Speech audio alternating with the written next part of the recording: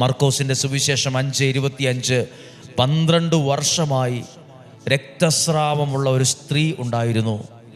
പല വൈദ്യന്മാരുടെയും അടുത്തുപോയി വളരെ കഷ്ടപ്പെടുകയും കൈവശമുള്ളത് മുഴുവൻ ചെലവഴിക്കുകയും ചെയ്തിട്ട് അവളുടെ സ്ഥിതി മെച്ചപ്പെടുകയല്ല, കൂടുതൽ മോശമാവുകയാണ് ചെയ്തത്.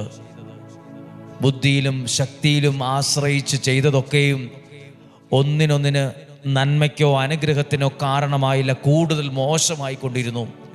അങ്ങനെ ഇരിക്കുമ്പോഴാണ് 27-ാമത്തെ വാക്യം സംഭവിക്കുന്നത്.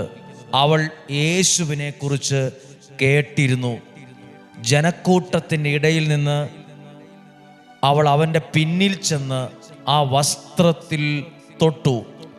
ആ വസ്ത്രത്തിൽ തൊട്ടത് ഇങ്ങനെ വിശ്വസിച്ചുകൊണ്ടാണ്, ആ വസ്ത്രത്തിൽ ഒന്ന് തൊട്ടാൽ മാത്രം മതി, ഞാൻ